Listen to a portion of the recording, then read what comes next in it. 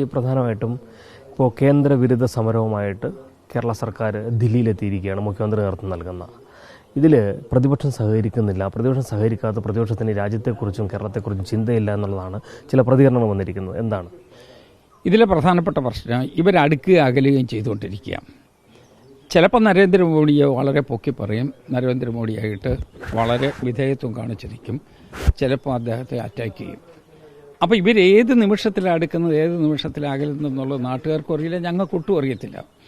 പിന്നെ ഒരു സമരത്തെക്കുറിച്ചാണെന്ന് വരില്ല, ആ സമരത്തിൻ്റെ ഡിമാൻഡുകൾ എന്താണെന്നുള്ള ജനങ്ങളെ കൂടെ ബോധ്യപ്പെടുത്തണ്ടേ. ആ സമരത്തിന് ആധാരമായ കാര്യങ്ങൾ സാമ്പത്തിക പ്രശ്നങ്ങളെക്കുറിച്ചാണ് പറയുന്നത്. അതാണെന്ന് വരില്ല. കഴിഞ്ഞ ബജറ്റ് നോക്കിയാൽ നമുക്ക് കൃത്യമായിട്ട് അറിയാമല്ലോ.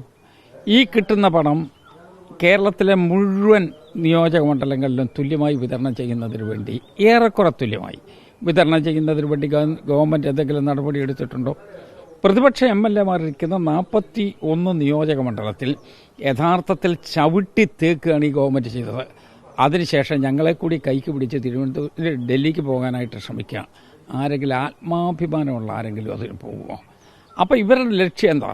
ഇവരുടെ ലക്ഷ്യം ആരെ കൈയിൽ കിട്ടിയാലും അവർക്കതിന് ഒരു രാഷ്ട്രീയ ലാഭം ഉണ്ടാക്കാൻ വേണ്ടി ആയുധമായി വിനിയോഗിക്കുക എന്നുള്ളത് മാത്രമാണ്.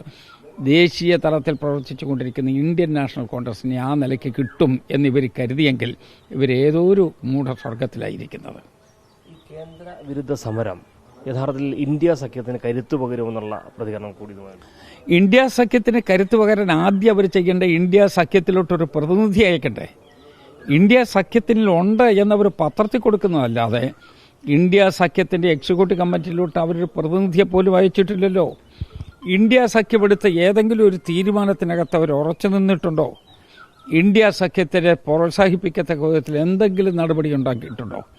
ഇവർ സത്യം പറഞ്ഞാൽ ഇന്ത്യൻ നാഷണൽ കോൺഗ്രസിൻ്റെ നേതൃത്വത്തിൽ BJP ഇതര കക്ഷികളുടെ മുന്നണി ഉണ്ടാക്കാൻ ശ്രമിച്ചപ്പോൾ ആ തുടക്കത്തിലേ അതിനെ എതിർക്കുന്നതിന് വേണ്ടി ചില ആളുകളെ കൂട്ടുപിടിച്ച് നടക്കുകയായിരുന്നു ചെയ്തത്. അവർ മൂന്നാം മുന്നണിയാണ് അവരുടെ മനസ്സിലുണ്ടായിരുന്ന സ്വപ്നം. ആ മുന്നണി, ആ മോഹം പൊളിഞ്ഞു. ആ മോഹം പൊളിഞ്ഞതുകൊണ്ട് മാത്രമാണ് ഇപ്പോൾ ഇന്ത്യ സഖ്യത്തിലിട്ടാകാം എന്ന് പറയുന്നത്. അങ്ങനെ ഇന്ത്യ സഖ്യത്തിൽ അവർ വരണമെന്നുള്ളത് ഞങ്ങളുടെ ആഗ്രഹം. പക്ഷേ അതിനുവേണ്ടി അവർ ഇന്ത്യ സഖ്യത്തിൻ്റെ പ്രബലമായ കക്ഷിയായിട്ട് അവർ നിൽക്കത്തക്ക വിധത്തിലുള്ള അവരുടെ ഒരു സമീപനം ഉണ്ടാകണ്ടേ. അപ്പോൾ ഇപ്പോഴും അവർ 50-50 ഒരു കാലം ഇവിടെയും വെച്ചു, ഒരു കാലം മറ്റിടത്തും വെച്ചു, പിന്നെ മൂന്നാം കാലം എവിടെയെങ്കിലും വെക്കാനായിട്ട് തരം നോക്കി നടക്കുന്ന ഒരു രാഷ്ട്രീയ കക്ഷിയായിട്ട് അവർ പോകുന്നതിലാണ് കേരളത്തിലെ ജനങ്ങൾക്ക് വിശ്വാസ്യത നഷ്ടപ്പെട്ടു പോയത്.